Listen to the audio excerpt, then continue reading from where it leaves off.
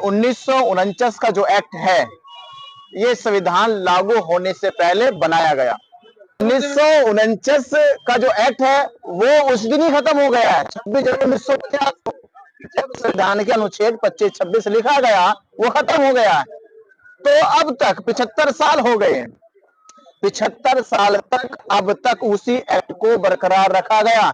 इसका मतलब ये है कि महाबोधि महाटेम्पल में जो महाविहार है, इसमें अभी तक भारतीय संविधान का अनुच्छेद 25-26 लागू नहीं है। जब हिंदुओं के साथ मुसलमान नहीं रह सकता, मुसलमान ईसाइयों के साथ नहीं रह सकते, ईसाई जो है यहूदियों के साथ नहीं रह सकते, तो बौद्धों के साथ हिंदुओं का क्या काम। इस दिन हम लोग जल्दी ही जो हमारा एक आंदोलन होने वाला है बुद्ध पूर्णिमा पे, कि पूरे देश से जब जन समर्थन पूरा देश का पूरा बौद्ध समाज बोध गया आएगा, उस दिन मुख्यमंत्री खड़ा होकर आपका निस्तारण करेगा।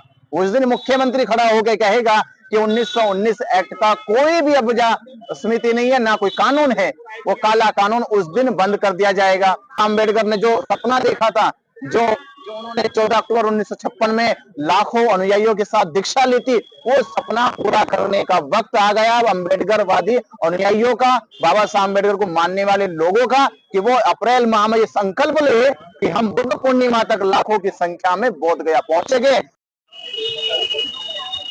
बंते जी, डेलीगेशन आप लोगों का गया था, आज मुख्यमंत्री से मुलाकात थी महाबोधि महाविहार को लेकर। 16वां दिन खत्म हो चुका है, 17वां दिन है। बौद्ध भिक्षुओं की तबीयत भी खराब होने लगी है, डॉक्टर से आने लगे हैं। क्या आश्वासन लेकर आए हैं? आज जो डेलीगेशन गया पटना में, तो मुलाकात हुई आज हमारी अपर सचिव अविनेश पांडे उनका नाम था, उनके साथ बैठकर बौद्ध भिक्षुओं का पूरा डेलीगेशन जो अलग अलग स्टेट से आए थे, उनसे वार्तालाप हुई। और वार्तालाप में ये बात उनसे कही गई कि 1949 का जो एक्ट है, ये संविधान लागू होने से पहले बनाया गया। संविधान लागू होने से पहले बनाया गया। संविधान लागू हुआ 26 जनवरी 1950 को। तो संविधान के अनुच्छेद 25 और 26 के तहत यह निर्धारित किया गया कि जितने भी संप्रदाय धर्म है, उनको अपने धार्मिक उपासनाएं, वंदनाएं, पूजा और अपने धर्म स्थलों का रक्षण, परीक्षण या उनका रख रखाव करने की पूरी स्वतंत्रता है। इसका अर्थ यह हुआ कि उससे पहले का जो एक्ट है वो खत्म हो चुका है संविधान के अनुसार। तो क्योंकि संविधान ने जो अनुच्छेद दिया है वो 1949 के बाद दिया। 1949 के बाद बड़ी देर लगी, 75-76 साल लगे। 1949 का जो एक्ट है वो उस दिन ही खत्म हो गया है, 26 जनवरी 1950 को जब संविधान के अनुच्छेद 25-26 लिखा गया, वो खत्म हो गया है। तो अब तक 75 साल हो गए हैं, 75 साल तक अब तक उसी एक्ट को बरकरार रखा गया। इसका मतलब ये है कि महाबोधि महाटेम्पल में जो महाविहार है, इसमें अभी तक भारतीय संविधान का अनुच्छेद 25-26 लागू नहीं है। तो ये सवाल उठता है सरकार पे कि सरकार ने अब तक महाबोधि महाविहार में उस समिति में संविधान के अनुच्छेद 25 और 26 का अमल क्यों नहीं किया, उसका पालन क्यों नहीं किया गया। उसके तहत हमने आज के जो जिस महोदय से हम मिले हैं, अपर सचिव थे सरकार के, उनके सामने ये बात रखी। तो उनके दिमाग खोपड़ी में बात आई, बात सही है कि सही बात है कि ये एक्ट तो 1949 का है और संविधान लागू 1950 में हुआ। तो संविधान से पहले के जो कानून है वो निरस्त हो जाने चाहिए, खत्म हो जाने चाहिए थे। पर अभी तक 75 साल हो गए लगातार चल रहा है। फिर भी हमने कहा कि भाई जिस प्रकार दूध में अगर नींबू डाल दिया जाए दूध फट जाता है, जैसे दूध में अगर नींबू डाल दे तो फट जाता है, या दो ऐसे जानवर जो एक शाकाहारी एक मांसाहारी है वो एक साथ रह नहीं सकते। तो आप ही बताओ, जब हिंदुओं के साथ मुसलमान नहीं रह सकता, मुसलमान ईसाइयों के साथ नहीं रह सकते, ईसाई जो है यहूदियों के साथ नहीं रह सकते, तो बौद्धों के साथ हिंदुओं का क्या काम, बौद्धों के साथ हिंदुओं का क्या काम।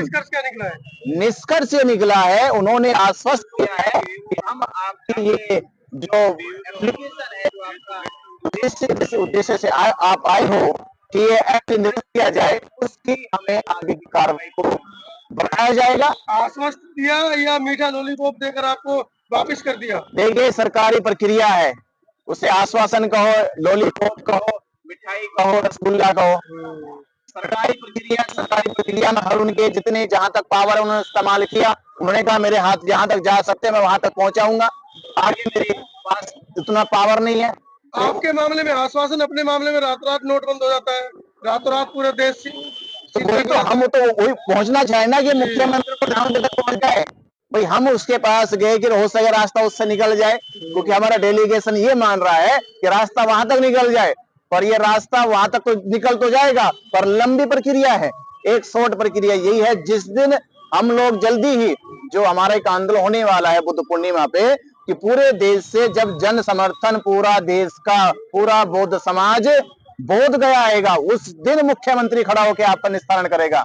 उस दिन मुख्यमंत्री खड़ा होकर कहेगा कि 1919 एक्ट का कोई भी अवजा समिति नहीं है, ना कोई कानून है, वो काला कानून उस दिन बंद कर दिया जाएगा। संविधान लागू है, हम कहेंगे कि 26 जनवरी 1950 को संविधान लागू हो गया और संविधान के अनुच्छेद 25-26 के तहत जो प्रक्रिया उसको पूरी की जाए।